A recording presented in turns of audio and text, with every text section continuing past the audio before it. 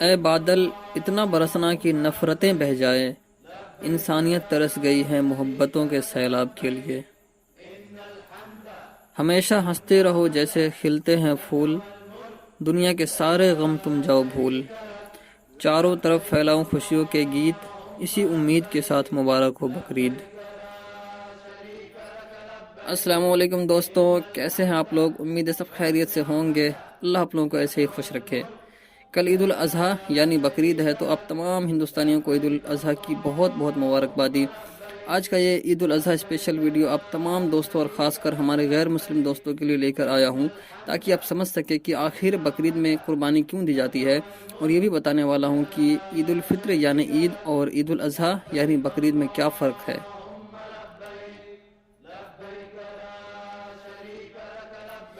دیش بھر میں عید الفطر کا تہوار بڑے ہی دھوم دھام سے منایا جاتا ہے۔ حالانکہ اس بار کورونا وائرس کے پرکوپ سے بچنے کے لیے خاص خیال رکھنا ہوگا۔ عید الفطر کو میٹھی عید بھی کہا جاتا ہے۔ وہیں اس پرو کے قریب 70 دن بعد بقرعید کا تہوار منایا جاتا ہے۔ اس کو عید الاضحیٰ کے نام سے بھی جانا جاتا ہے۔ مسلم سمدائے میں عید الفطر اور عید الاضحیٰ سب سے بڑے تہوار ہوتے ہیں، اور دونوں تہوار بہت ہی دھوم دھام سے منائے جاتے ہیں۔ ویسے دونوں ہی تہواروں کو عام بول چال کی بھاشا میں عید ہی کہا جاتا ہے۔ آئیے آپ کو بتاتے ہیں کہ عید الفطر اور عید الاضحیٰ یعنی میٹھی عید اور بقرعید میں کیا انتر ہوتا ہے۔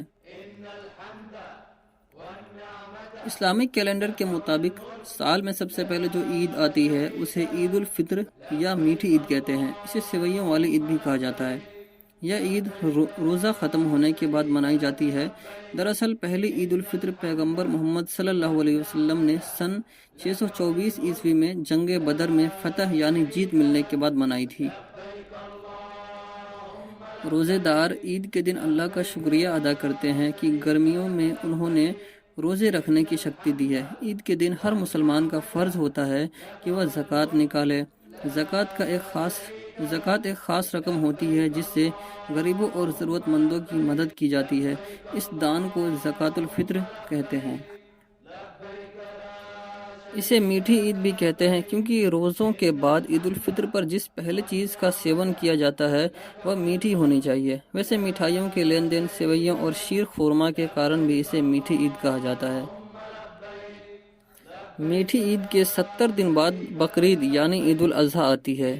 اس عید کو عید قربانی بھی کہا جاتا ہے کیونکہ اس دن نیموں کے تحت قربانی دی جاتی ہے۔ بقرعید کے دن دی جانے والی قربانی کو سنت ابراہیم کہتے ہیں کیونکہ اس تہوار کی شروعات حضرت ابراہیم سے ہوئی تھی۔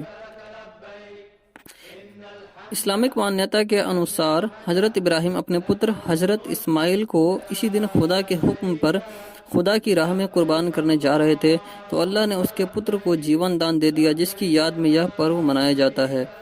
قربانی دینے سے پہلے ابراہیم نے اپنی آنکھوں پر پٹی باندھ لی اور اپنے بیٹے کی قربانی دے دی۔ جب ابراہیم نے اپنی آنکھوں سے پٹی کھولی تب ان کا بیٹا زندہ کھڑا تھا، لیکن بیٹے کی جگہ دمبا یعنی بھیڑ جیسا ایک جانور کی قربانی ہو گئی تھی۔ تبھی سے قربانی دینے کی رواج شروع ہو گیا۔ عید الاضحیٰ اور عید الفطر دونوں الگ الگ ہوتے ہوئے بھی سماجک روپ سے ایک جیسی ہے۔ دونوں عید پر اللہ کا شکریہ ادا کیا جاتا ہے اور نماز ادا کی جاتی ہے۔ اس کے بعد زکوٰۃ یعنی دان دیا جاتا ہے۔ رشتہ داروں، سمبندھیوں کے گھر آنا جانا اور سماجک سروکار کے کام کیے جاتے ہیں۔ عربی بھاشا میں بکر کا ارتھ ہے گائے، لیکن ادھر ہندی اردو بھاشا میں بکری بکرا سے اس کا نام جڑا ہے، ارتھات ادھر کے دیشوں میں بکرے کی قربانی کے کارن اصل نام سے بگڑ کر آج بھارت، پاکستان و بنگلہ دیش میں یہ بقرہ عید سے زیادہ وکھیات ہے۔ بقرعید کا تہوار ہجری کے آخری مہینے ذوالحجہ میں منایا جاتا ہے۔ پوری دنیا کے مسلمان اس مہینے میں مکہ، سعودی عرب میں اکترت ہو کر حج مناتے ہیں۔ عید الاضحیٰ بھی اسی دن منائی جاتی ہے۔ واستو میں یہ حج کی ایک انشیہ ادائیگی اور مسلمانوں کے بھاؤ کا دن ہے۔ دنیا بھر کے مسلمانوں کا ایک سموہ مکہ میں حج کرتا ہے، باقی مسلمانوں کے انترراشٹریہ بھاؤ کا دن بن جاتا ہے۔ عید الاضحیٰ کا ارتھ تیاگ والی عید ہے۔ اس دن جانور کی قربانی دینا ایک پرکار کی پرتیکاتمک قربانی ہے۔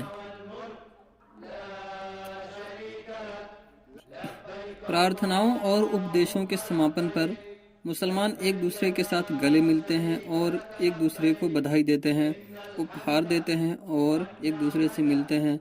बहुत से मुसलमान अपने ईद त्योहारों पर अपने गैर मुस्लिम दोस्तों, पड़ोसियों, सहकर्मियों और सहपाठियों को इस्लाम और मुस्लिम संस्कृति के बारे में बेहतर तरीके से परिचित कराने के लिए इस अवसर पर आमंत्रित करते हैं। कुर्बानी वाले जानवर के मांस को 3 भागों में विभाजित किया जाना पसंद किया जाता है।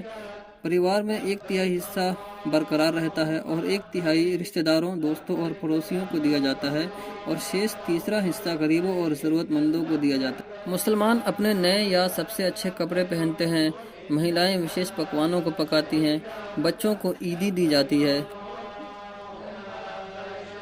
तो दोस्तों, मैंने ईद और बकरीद की विशेषताएं काफ़ी शॉर्ट में बताने की कोशिश की है। उम्मीद करते हैं आपको पसंद आया होगा। दोस्तों, मैंने ईद उल अज़हा के ख़ास मौके पर एक छोटा सा क्राफ्ट भी बनाया है। इसे आप भी बना सकते हैं अपने घर या ऑफिस में डेकोरेशन करने के लिए। So let's enjoy.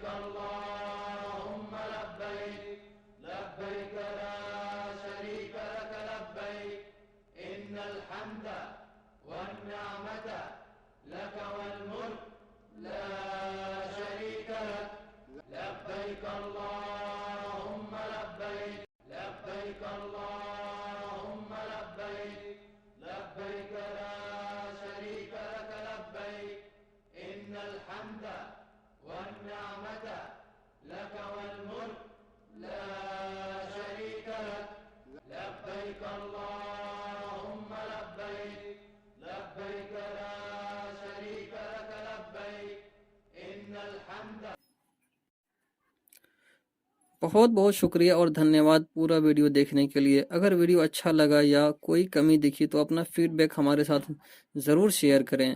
Thanks for watching. देखते रहिए आर्टशाला। Bye bye, take care. फिर मिलेंगे एक और बेहतरीन वीडियो के साथ।